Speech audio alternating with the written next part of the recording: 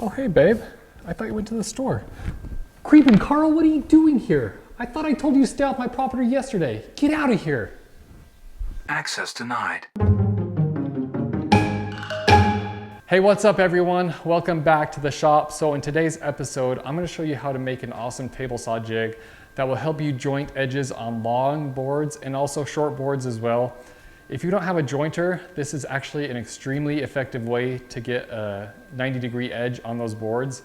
And if you do have a jointer, this is actually a great way to save time in the shop and make it extremely fast and easy to use. So I hope you'll stick around and let's get to it. So the main reason I use this jig is for large lengths of lumber like this. These are all white oak planks, and what I need to do is joint these, of course, for some upcoming doors that I'm building for a client.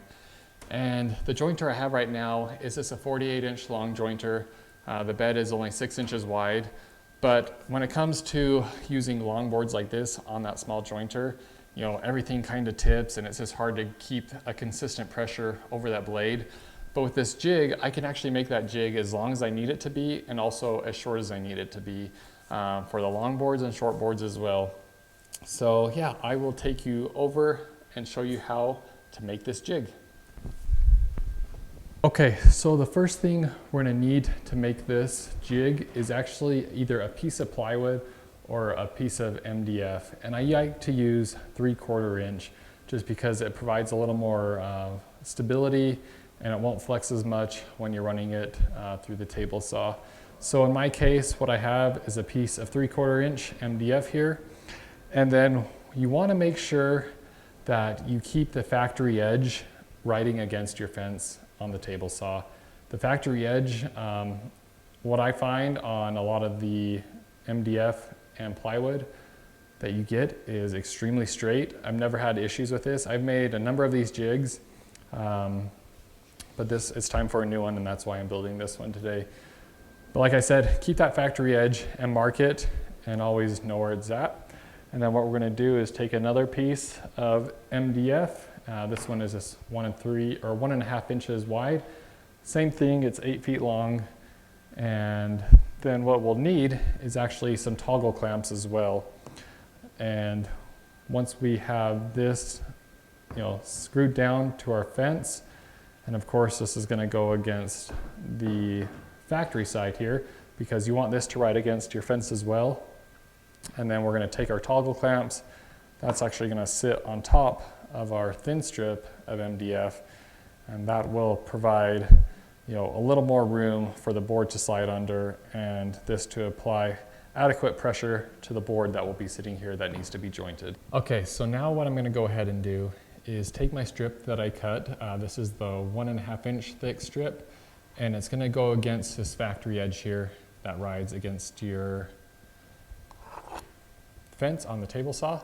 And then I'm gonna take my square here, I'm just gonna butt that against that factory edge and then just put that strip against that speed square as well, and hold it tight and go ahead and screw it all the way down the line.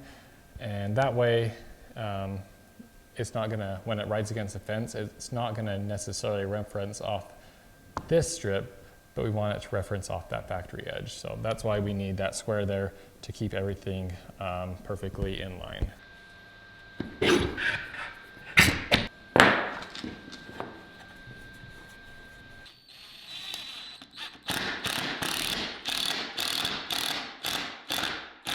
Okay, so I had to go ahead and add these little blocks on top of this rail, and that's just because the wood that I usually joint is anywhere between 1 inch and 1.25 inches. And for these toggle clamps to work effectively, they need to sit up a little bit more, because if they're down lower, they're not going to effectively hold it in place. Where this last little movement of the toggle clamp right there, that's what actually pushes down and holds it.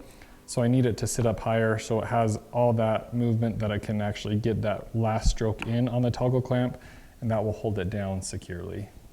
All right, so now that we have the blocks in place, we can take our toggle clamp and place it centered there, and then take our little punch. Okay, and mark out those hole locations. And then we can go ahead and get those screwed down. All right, so we have our toggle clamps installed, as you can see. And now this next step is completely unnecessary, but I feel it actually might help the boards be held down a little bit more. So what I did is on my laser, I actually had some grip tape, and I went ahead and cut these out on my laser and just had a little bit of fun with it. And what they are, just little targets. I'll put that right underneath the toggle clamp. So I'll take the backing off this grip tape, stick it down permanently, and then when the toggle clamps come down, I think it's gonna give the board a little more grip to be held and not slide around. Like I said, not necessary, but I thought it would add a little bit more gripping power to it. So that's why I'll add those.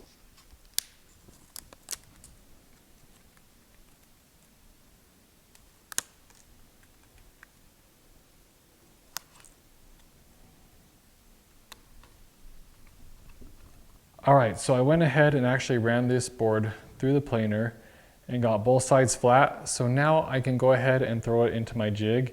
And you can see on this board, it's almost like a banana shape. It's really concaved on this side. So I'm actually just gonna lift this up and throw it into the jig here.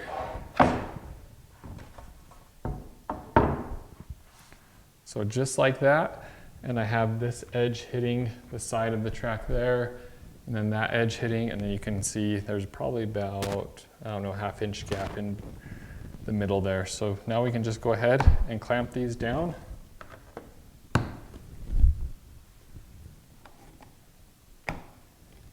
And then I'll take you over here and show you how we measure to fit it onto the table saw. All right, so like I was saying, this board hits up with the edge of the fence here, but in the middle, it's actually about a ½ inch gap between the fence and the board. So what we're gonna go ahead and do is, since we know the middle's sticking out further, we wanna cut, we wanna basically cut the edge here to get that 90-degree joint.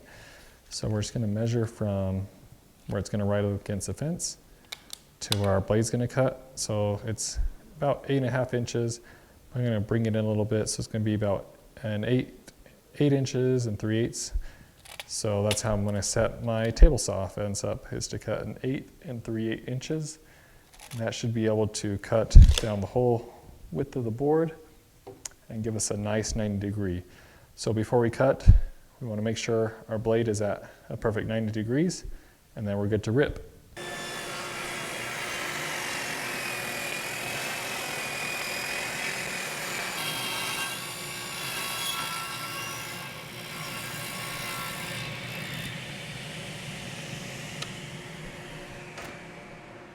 Okay, so we went ahead and just ran it through the table saw. Now we can take our square and go down and just make sure everything's squared. But yeah, I mean, that looks definitely perfect. It's all about having your blade, 90 degrees. And yeah, I mean, as we go down this, just make sure everything is at 90 degrees and everything looks good. Okay, so now that we checked to make sure that this edge is square, we can take the board out of the clamps. And now what we want to do is rip this on the table saw without the jig. We only needed that jig for that one time, because now we have a straight referenced edge that we can run against the fence now. So what we need to do is find the lowest measurement, which is actually going to be here in the middle, because that's where we know that it stuck out more. So just go ahead and take a few measurements in the middle here. So we're looking probably about 6 1/4 is what we're gonna end up taking off. So yep, we'll take our table saw, set our fence to about 6 1/4, and go ahead and rip that side now.